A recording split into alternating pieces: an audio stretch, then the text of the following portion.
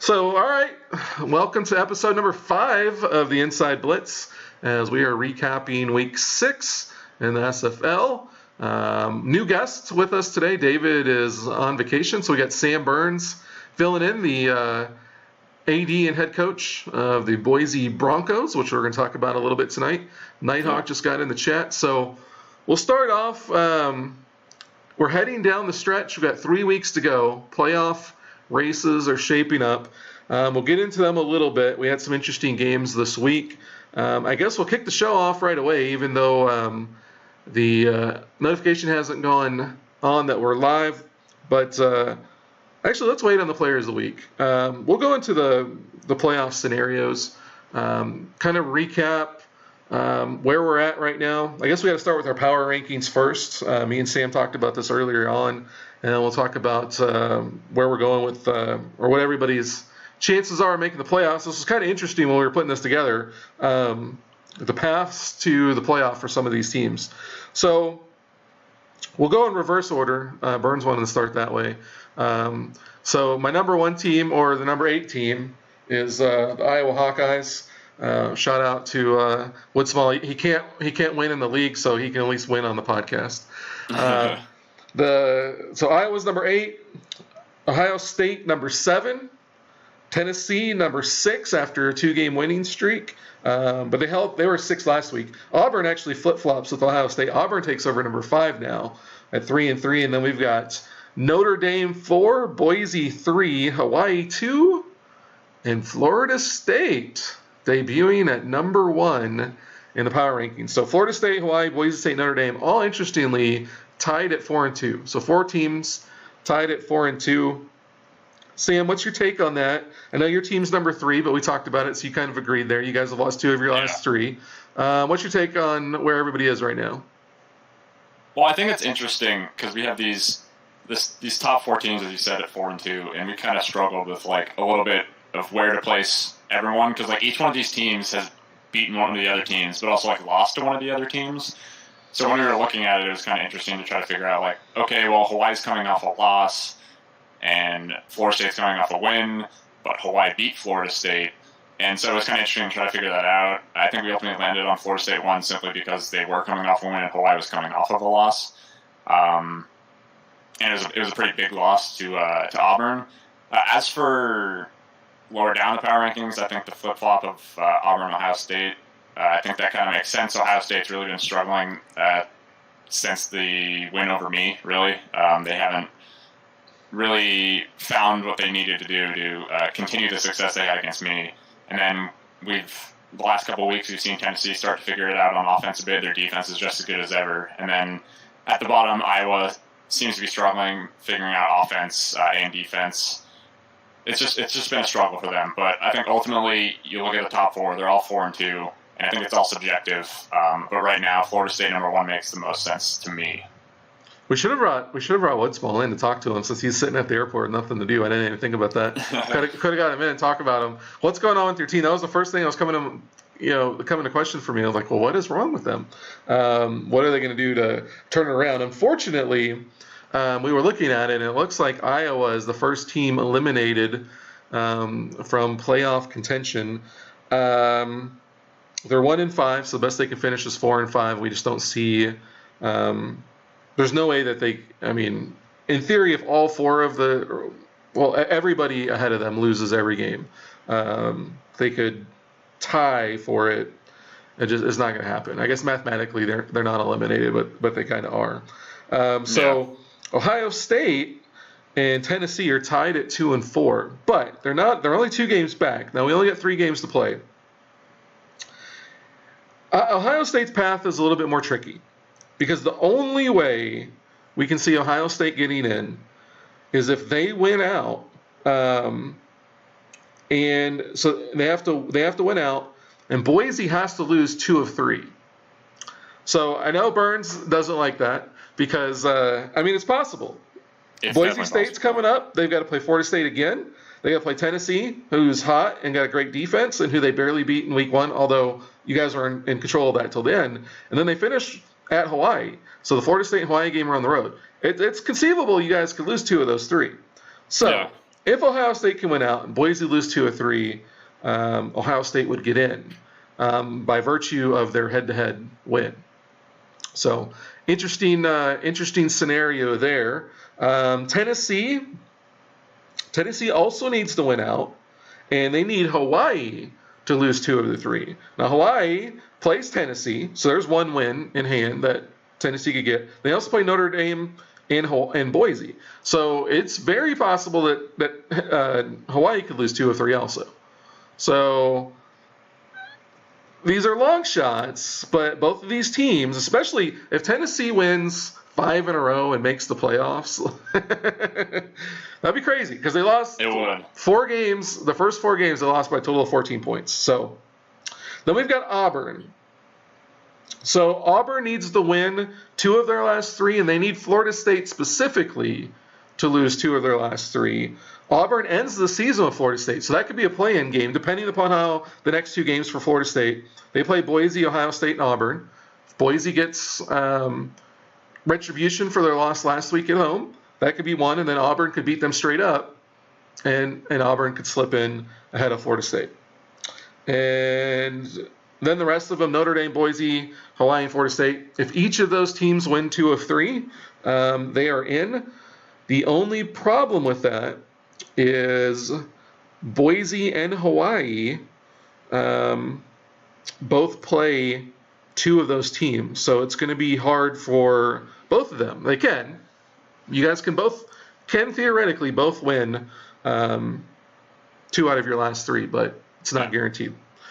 So what do you think about that, Sam? Is there let's start at the bottom. Right. Ohio State, let's just start there. Likelihood of them winning out and you guys losing 2.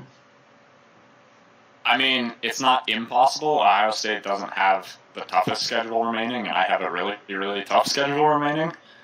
I've already lost to Florida State, so it's definitely possible I could lose to them again. Hawaii, one of the best teams, and who knows how that's going to shake out. That's definitely going to be a really important game as the last game of the season. And then Tennessee, I beat them by, 4 points? So, again, all those games I can easily lose. So it's very possible I lose 2 of 3. It's possible I lose 3 of 3. Who knows? But what's the possibility of Ohio State winning 3 in a row? Yeah, that's the different part. I think looking at Ohio State, they have Auburn, Florida State, and Iowa. Now, I don't want to just insult Iowa, but they're the worst team. That's their one win was against Ohio State. It is, which is interesting. But let's say Ohio State figures that one out. That's one win. But then they have our current number 1 team, Florida State. They have to play them on the road.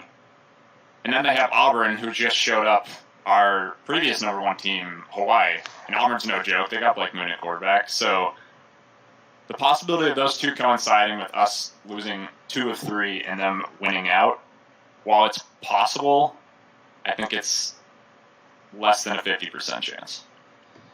Oh yeah, I would set the Hunts. I mean, it's possible, but they have to win all 3, and they're 2 and 4. Well, they've lost 3 of their last 4. That's true, yeah. And the only win they had was the blowout win against you guys, but that now looks like a complete aberration. Yeah. So I don't know. Ohio State's got a shot. They've got to win out, and they need 2 losses from Boise. So if you're a fan of Ohio State, then you guys know what you got to do. Oops. Hold on, I'm trying to adjust Sam's. There we go. The little controls were showing up for some reason. So all right. So that's Ohio State. Long shot. Definitely less than 50%. I'd maybe give them like a 33%. Maybe we could put that on the sports book. And then we've got Tennessee. So Tennessee has to win out. They've already won 2 in a row. So they got to win 3 more. So they have to end on a 5-game winning streak, which they've got the defense to do, and their offense has come around. But they also need Hawaii to lose 2 of 3. Right. Chances of that? Okay, so Tennessee's similar to my situation where they have a really tough end-of-season schedule. They play at Hawaii, on the blue turf at Boise, and then they finish the season with Notre Dame. And those are 3. They have to play 3 of our top 4 teams that are 4-2 right now. So winning out, that's going to be tough, but their defense is going to keep them in all those games. We've seen they haven't been out of any of the games they've played yet this season. So I think that their defense is going to give them a shot to do this, as tough as it's going to be. And then you got to look at Hawaii's schedule, where they play Tennessee, Notre Dame, and Boise. That Hawaii-Tennessee game, this game next week, is going to be massive for Tennessee's chances. It's in Hawaii. Hawaii's coming off a big loss to Auburn. I don't know. We're gonna find out this week if Tennessee has a shot. Okay, so there's another scenario that just popped into my head that we didn't cover because we were talking about winning out for a tie. However, if Ohio State wins 2 of 3 and Boise loses out, or if Tennessee wins 2 of 3 and Hawaii loses out, it's the same scenario.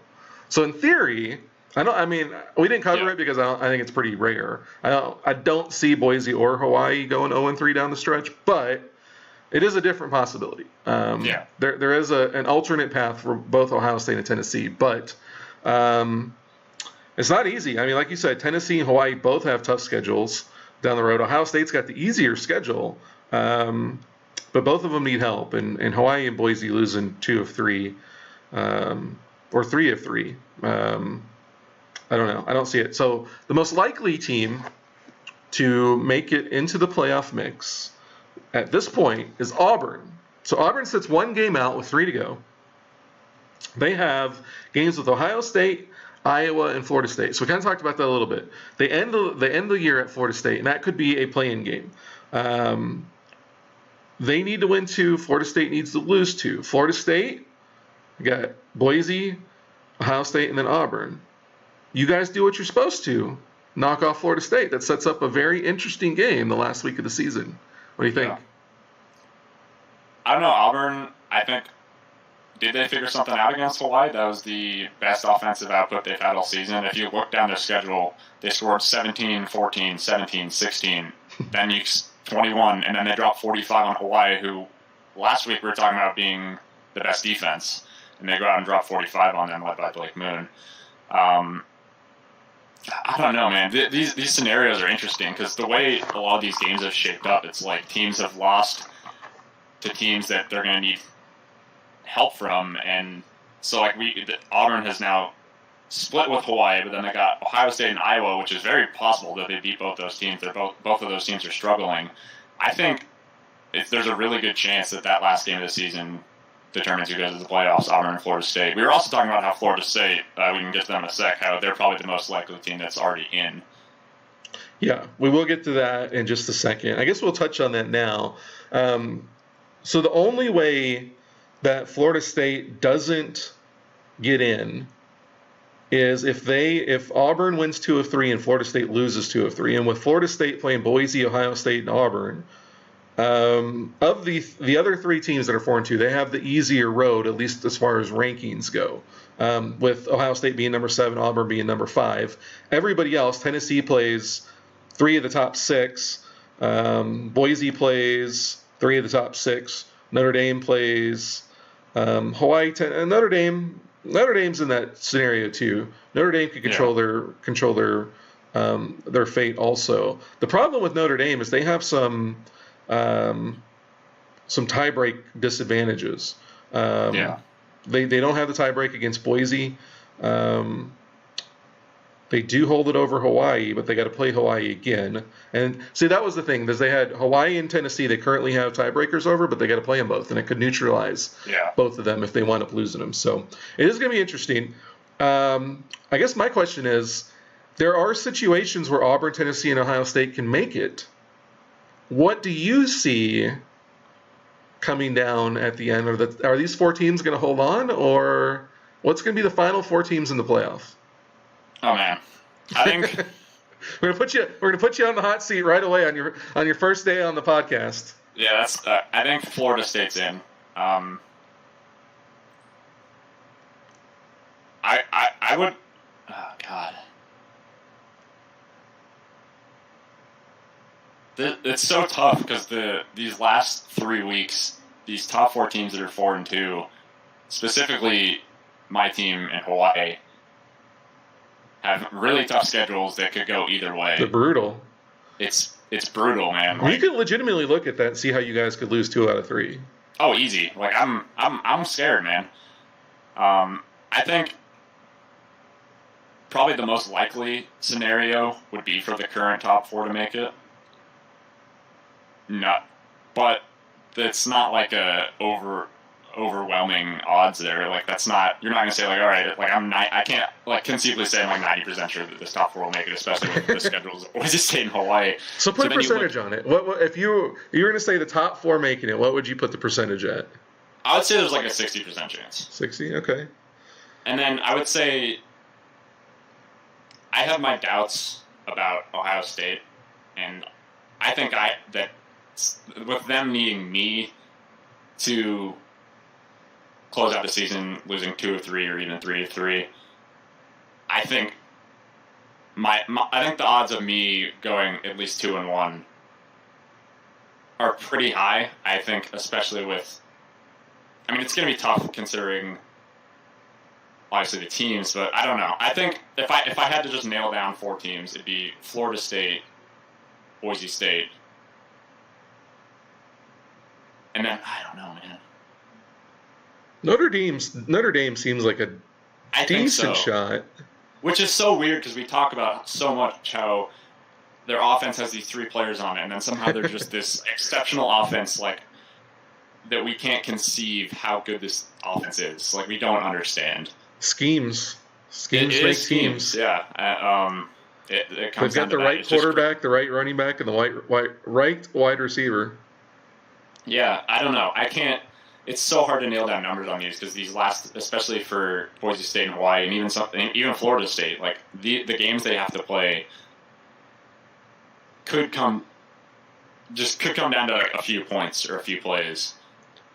And the point differentials aren't too crazy for any of these teams in some of these games. Like they're inflated by some big wins over. So like you look at how close the games have been and how even these teams really are. Like it really can go any way. So I would say there's more of a chance than not, like I said, that the top 4 hangs on. But I mean, Boise State, those schedules for Boise State and Hawaii are so tough, and they do play each other as well.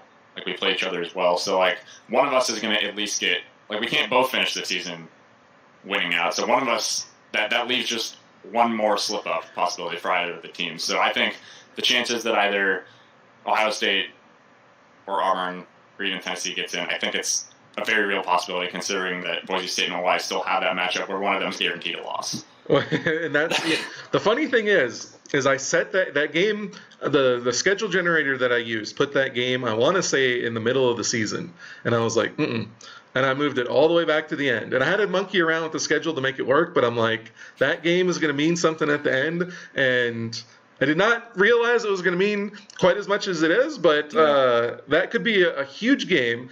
It could knock one of you out of the playoffs. The other thing it could adjust is seeding. Now, I don't know how much that matters with as close as we all are, like you talked about, in home field not seeming to have a huge difference. But let's say it does. Let's say it comes down and we have the exact can we even have this exact same setup? Hawaii and Notre Dame playing week 2, Boise and Florida State playing week 1. I don't know. It could change a little bit, actually. It could, yeah. Ohio State could win. Auburn could win, and then either Florida State or you guys could lose, and then you guys are tied. Yeah. So it could look different next week. But let's just say, for argument's sake, these 4 teams are the same after week 8, going into week 9. Is there a team that...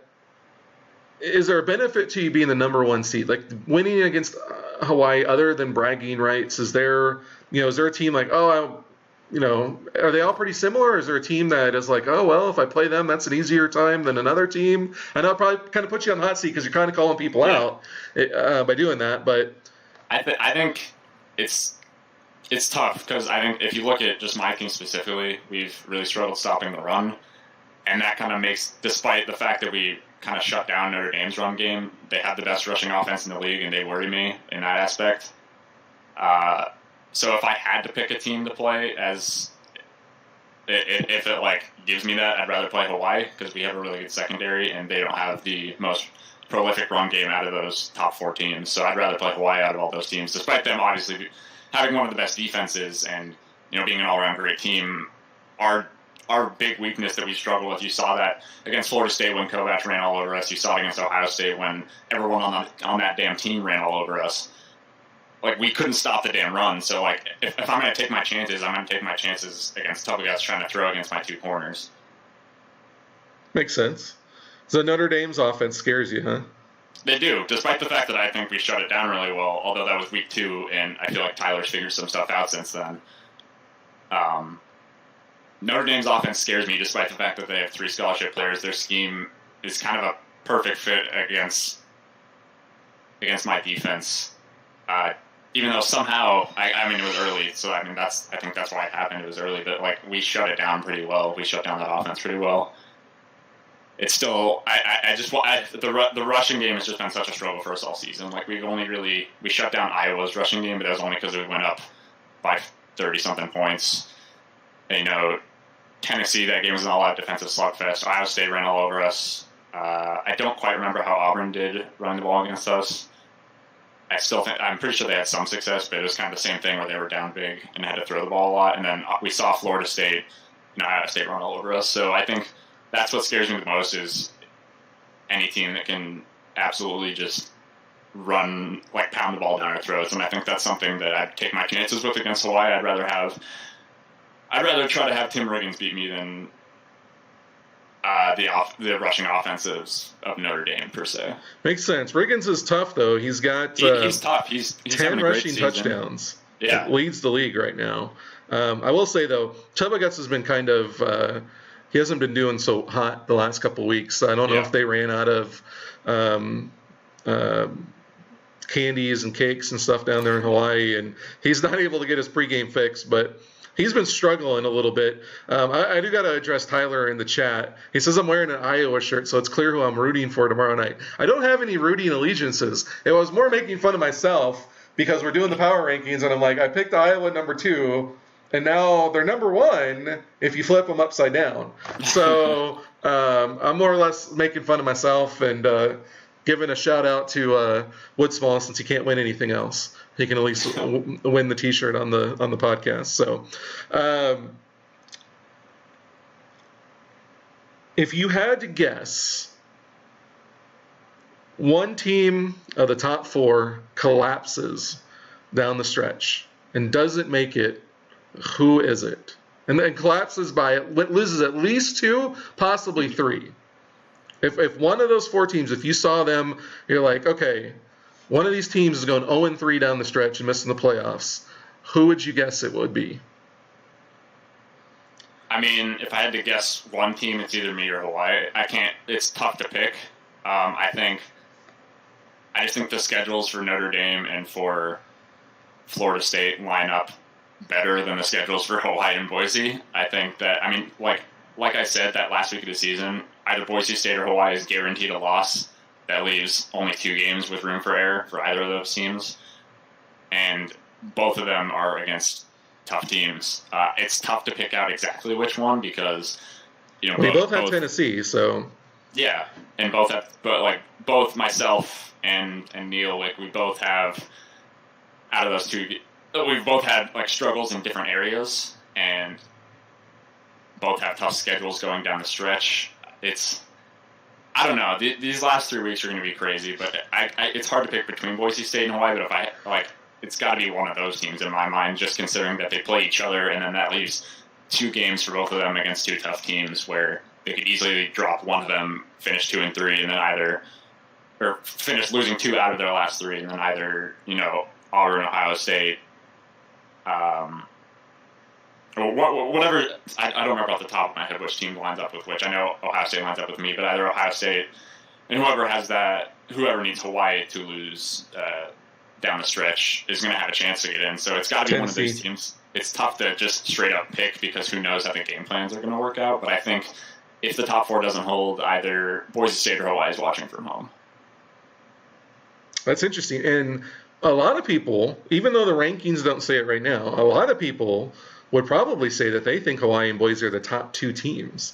So the fact that one of them has a good chance of not being in the playoffs is, Well, that's a scenario I haven't really considered, and now that you've brought that up, how would that feel? Like, you guys were the number one team early on. You started off 3-0. Now you've lost 2 out of 3. What would that be like to be sitting on the outside looking in come playoff time? It'd be really, really disappointing because I think the balance that we have on both sides of the ball has been really good, and we've seen some really good things from our team. I think the biggest thing is it's kind of like in college football this last year, the whole Ohio State head scratcher against Iowa. It's kind of like I had that head scratcher against Ohio State, and you haven't really seen anything like that else on the schedule. The loss against Florida State was really close, and other than that, we've looked really good.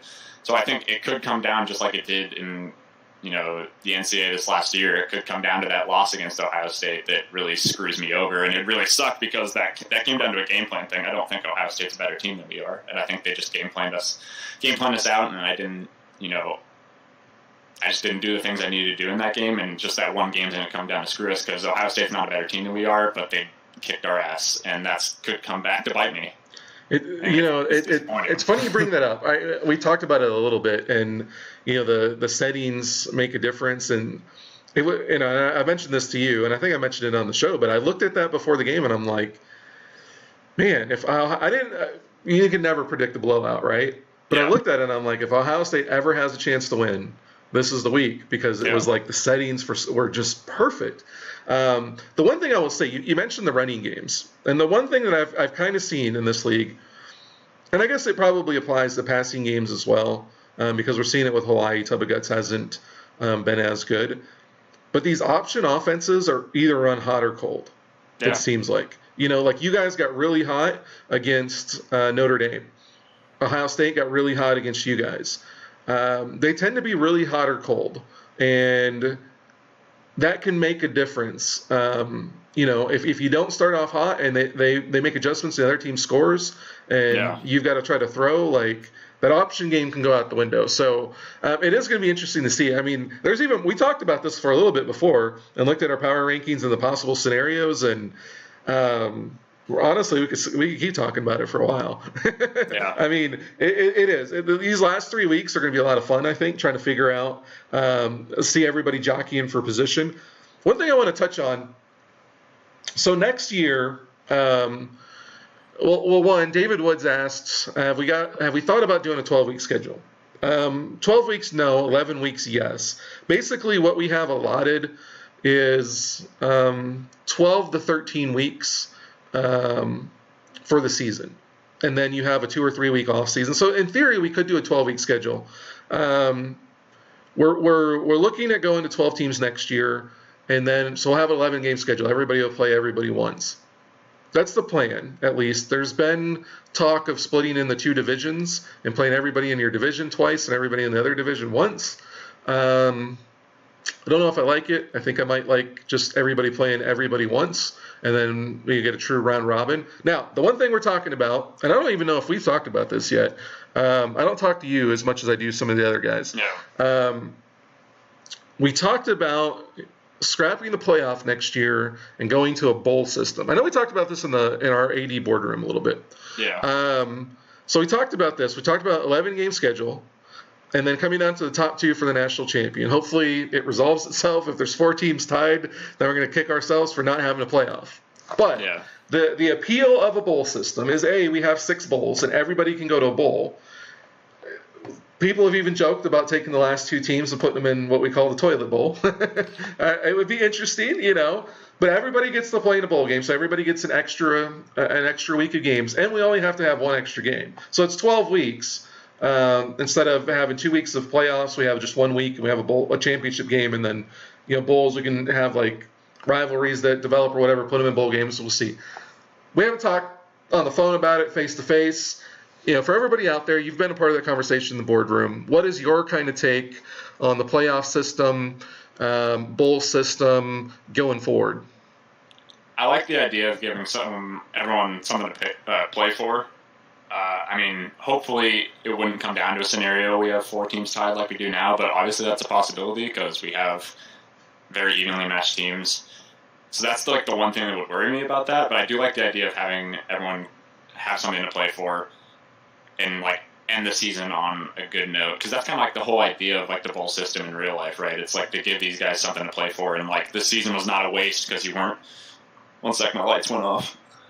It's motion sensor in here, so I'm not moving. So, but yeah, the whole idea is like give these guys something to play for. The season's not a waste because you weren't in the top 4.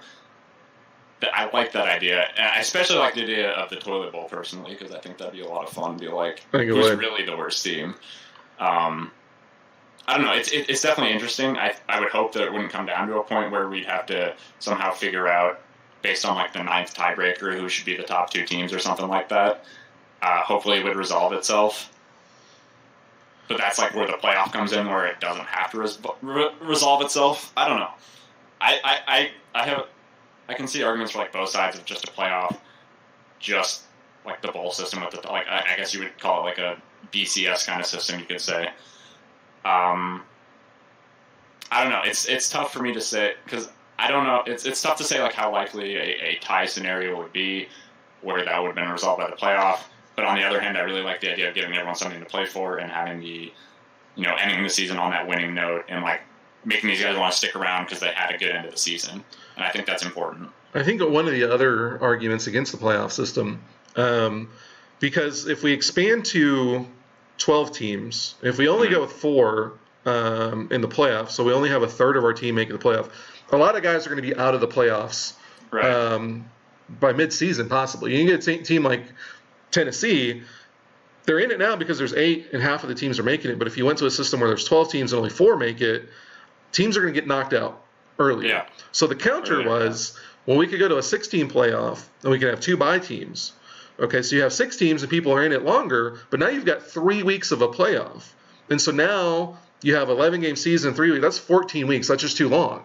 We'd either have to play 2 games in 1 week to shorten it, or we'll do a shorter schedule and leave a game out. So that was how the whole conversation of the bowl schedule got started. Now, I will ask this, as an owner or as an AD and a head coach, for some reason, let's say it's like the Big 12 and 07, 08, whatever that year was, Crabtree that beat Texas, they all finished with 1 loss. There's 3 teams tied, and they all had a win against each other. So there wasn't a clear tiebreaker. We have a clear tiebreaker. I don't know if it's the best, but it's the one we have. So our tiebreaker is head-to-head. Whoever wins head-to-head. And then the next tiebreaker is point differential. So let's say it's not even the top 3. Let's say there's clearly a number 1, and then you're sitting there tied for number 2 with somebody else. You've played them twice, and you split, and the tiebreaker comes down to point differential. How do you and your team feel about being left out of the championship game because of that tiebreaker? I mean, obviously it's disappointing, but I mean, if it comes down, because if you look at my point differential, take out the Ohio State game, and it could be much higher, right? So like one bad game can like mess that up, and then you're kind of kicking yourself for that. But I think, I mean, it should be a whole body of work kind of. Uh-oh. Did we lose? Okay. Sorry. It was cutting out for a second. I'm myself too. Yeah, it started to lag out a little bit. That's weird. Are you still there? I don't know. I think it's coming back. I think you got a bad connection for a second. So anyway.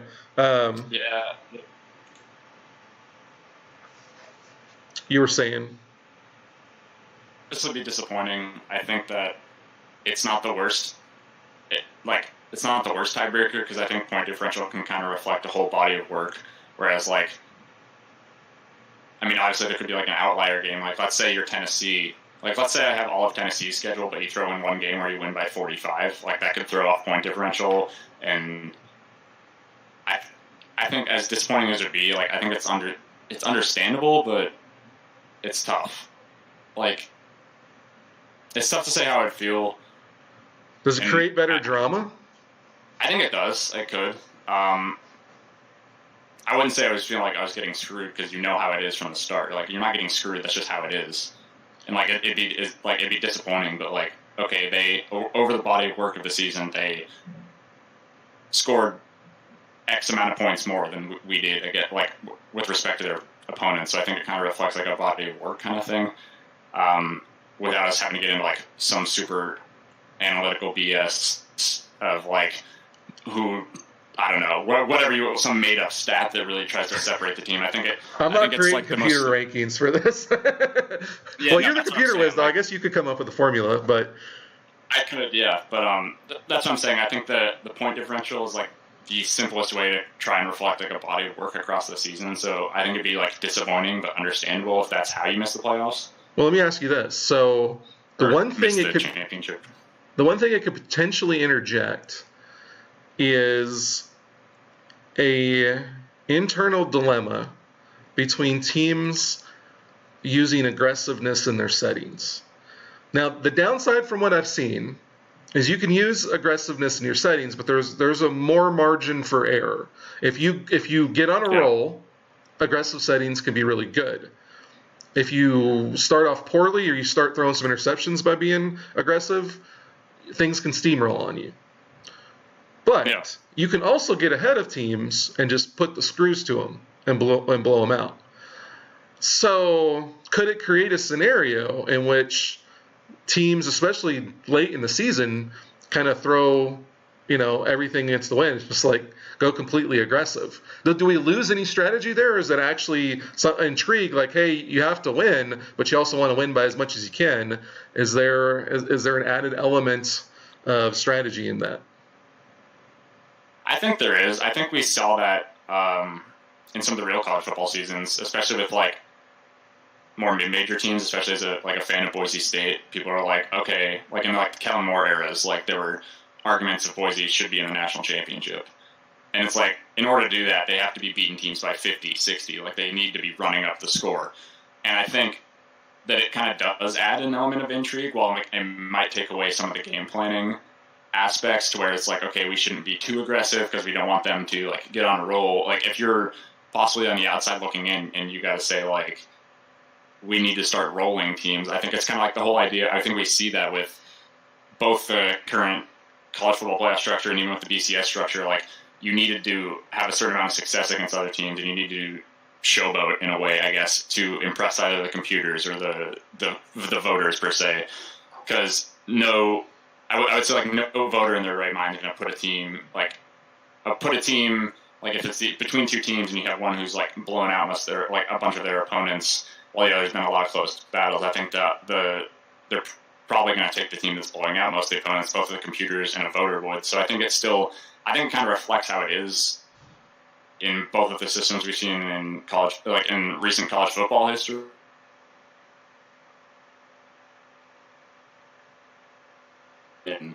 Whereas,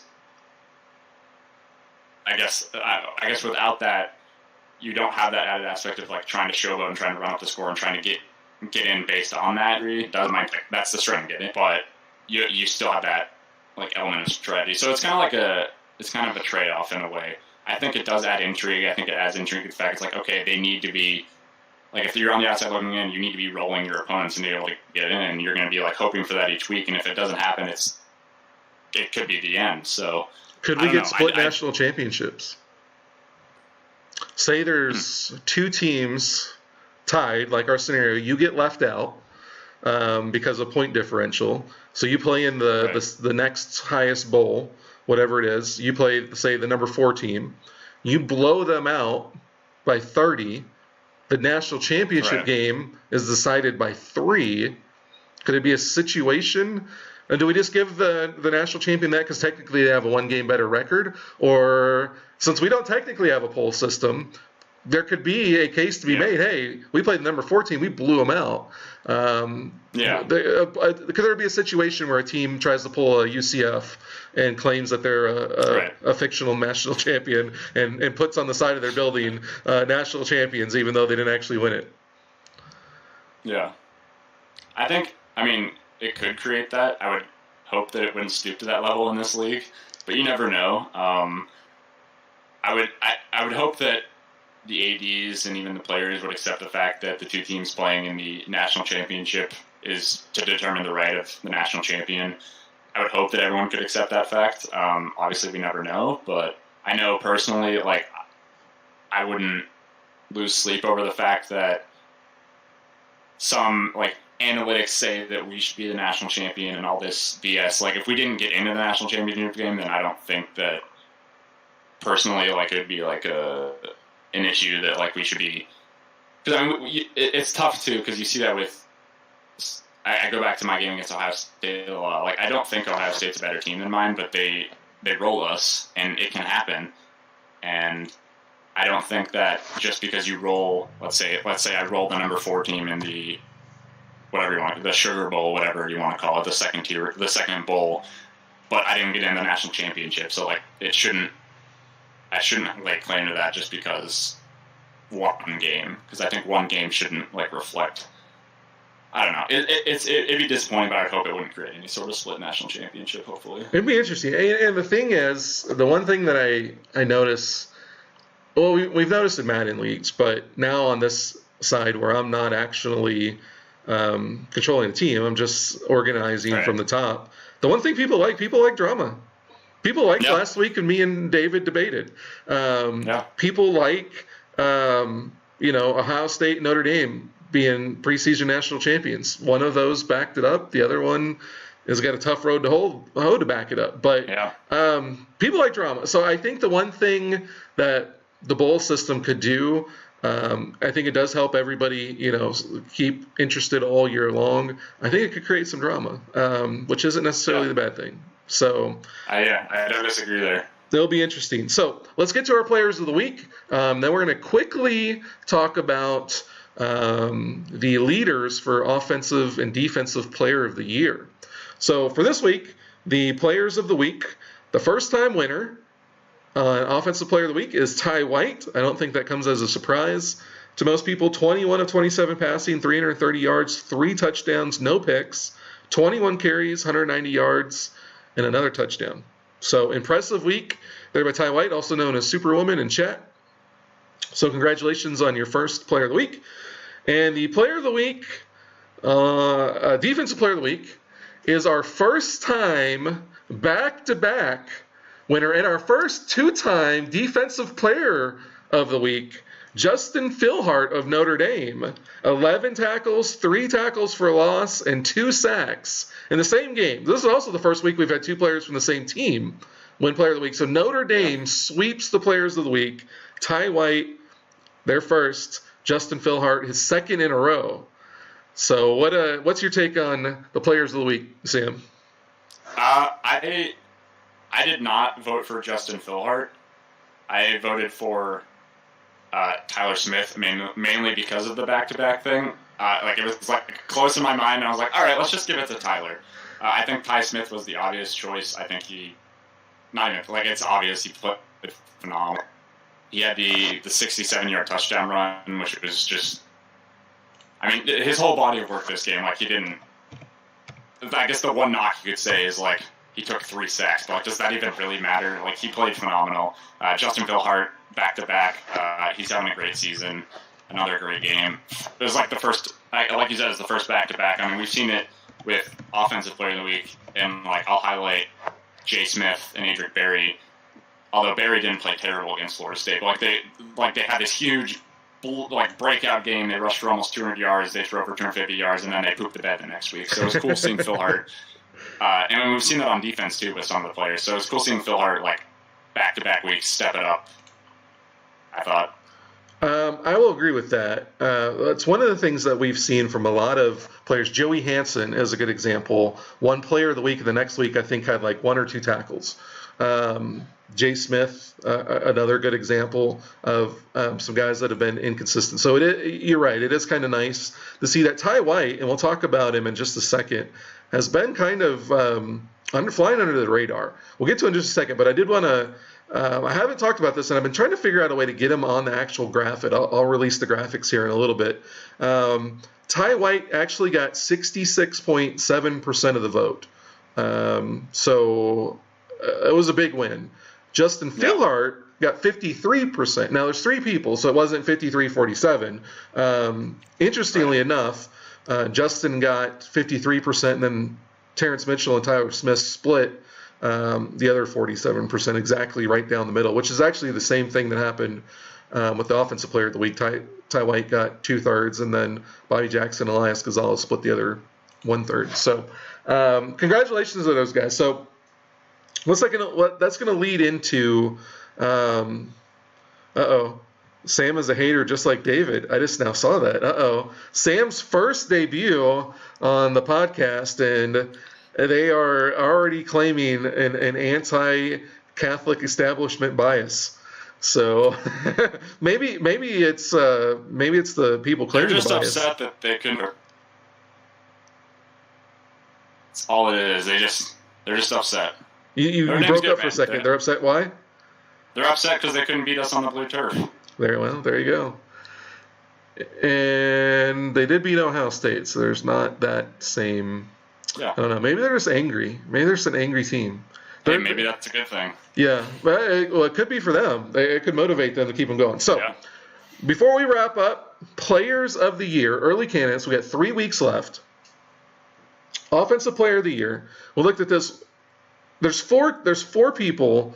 4 guys that are up in the running. I mean, and it could always change. You never know what's going to happen down the stretch. But as of right now, the top 2 contenders are Ty White and Adric Berry, your own Adric Berry.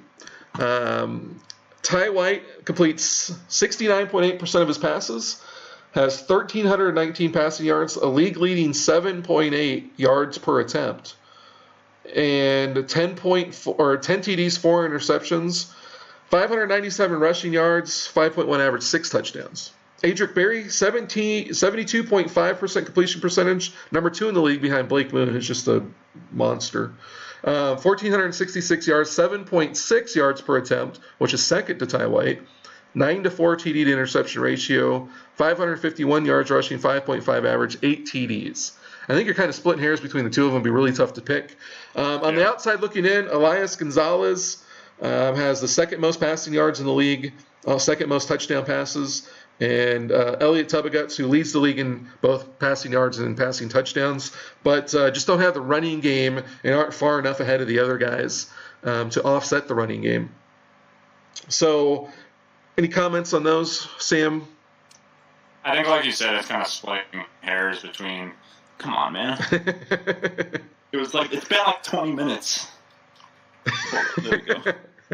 It's really annoying because it does this when you're just not moving. It was literally 20 minutes ago. What you think I've left in that time? You can reserve the room for 4 hours, and I don't know. Anyways, they're trying to save electricity. Yeah, they're sabotaging. Like you said, it's kind of splitting hairs between White and Berry. I think if I had to say who has the best shot, I would say probably Ty White, just because of how tough my schedule is remaining compared to theirs. I think that Ty White could put up some big numbers these last 3 weeks. Again, it's 3 weeks, a lot can change. But really, it is right now, it is splitting hairs. I think that Berry has been the more efficient passer. Percentage-wise, a lot of that could be argued that it's shorter throws, but again, it's a 0.2 yards per attempt average difference. So they both threw him 4 picks. Touchdowns are basically the same. I think one big thing, although that's not necessarily Ty White's fault, he's taken 27 sacks, which is a lot. I'm not going to say that could determine player of the year, but Berry's only taken 13 sacks, where that could possibly, who knows? But that's the one difference really between them. Rushing yards are pretty similar, rushing touchdowns are similar. So the last 3 weeks is obviously going to determine. I think those are your top 2, obviously, like you said. And then we talked about the other guys. None of these guys that we mentioned are really out of it. A lot can happen in 3 weeks. Someone could have 700 rushing yards in 3 weeks. Who knows?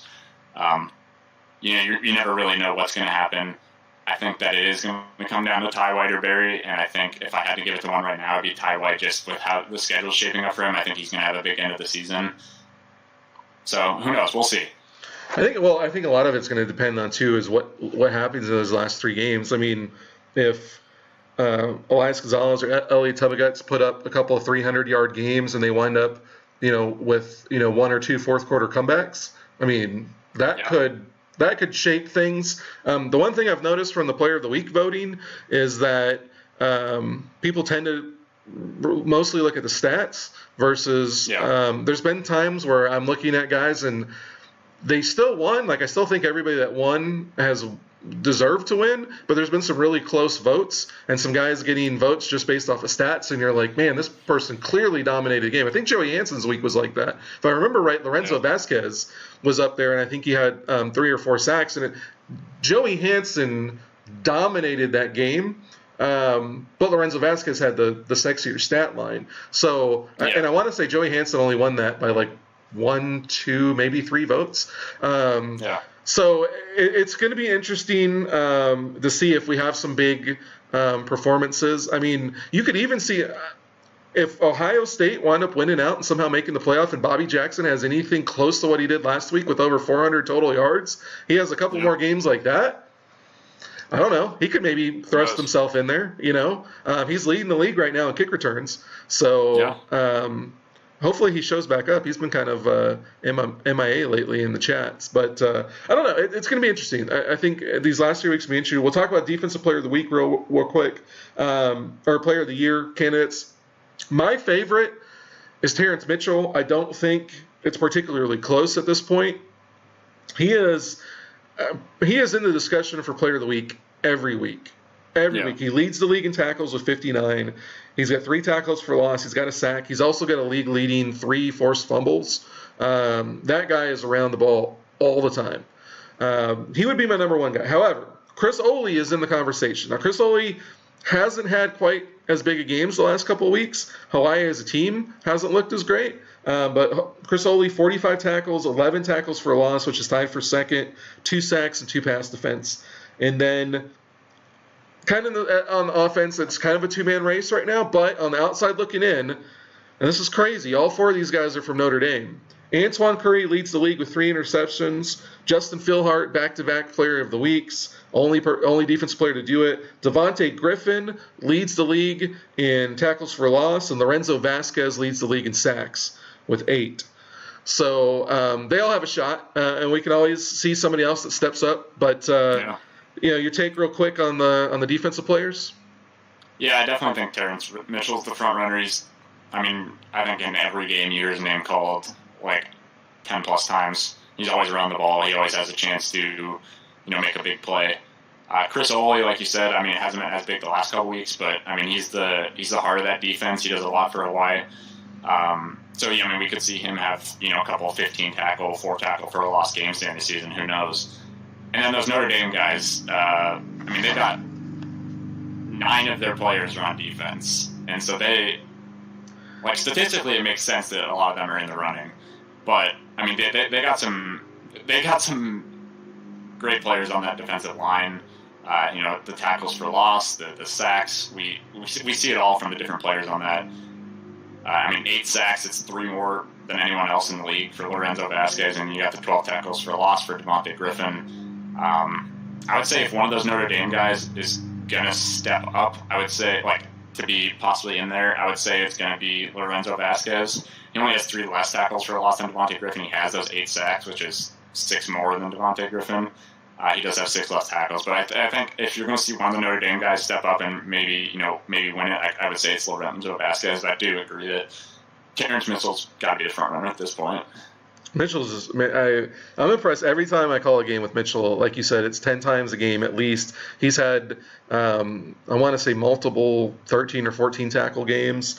So he's definitely my front runner. I think all these guys are in line for All-American status. So that'll be interesting too as we get closer looking at that. Sam, great show. Your first debut on the Inside Blitz. I think you'll be back in a couple of weeks. David's got another trip away he's got to do, so we'll get you in again. I think that will be week 8 going into week 9 maybe. We're going into week 9? Because we're going into week 7, so that should be going into week 9, actually. So we'll get to talk about the last week of action and everything. We can go back and talk about what we talked about today and see how right we were, and then see how anything's changed and if there's any team that collapsed. You called out Hawaii and Boise. You said they're most likely to collapse if one team is going to. So we'll see. See how they do. They got tough schedules, so it's going to be interesting. So appreciate you being a part of it. It was good. It was fun. maybe next time we'll debate a little bit more. We're going easy on you on the first one, so. Yeah. I don't have quite as many hot takes as David. Well, yeah, that's part of it. David likes to put himself out there with some outlandish things. But all you guys that tuned in, Shane, David Woods, Gage Bodine, Wood Small Nighthawk. Who else did we miss? Ione J. Quinn. I haven't figured out which one that is. Nick Brummer. Anybody else that I missed, appreciate you guys tuning in. Frosty was in earlier. So we will see you guys back tomorrow night for the start of week 7. I should have my schedule in front of me, but I don't. Let me pull it up real quick. We got Iowa and Notre Dame. Yeah. Obviously, I'm going for Iowa, judging by my shirt. And then nightcap on that one, Boise State at Florida State, rematch of the pretty thrilling game from last week. I'm super excited by that one. I thought if you're going to play a team twice, I didn't actually plan it being back-to-back weeks, but I think it actually turns out it's kind of cool. It's interesting. We don't see it very often, so it's going to be interesting to see how you guys change your settings. Sam will be in the booth with me all week, so you guys tune in tomorrow night at 7, and we'll see you guys then.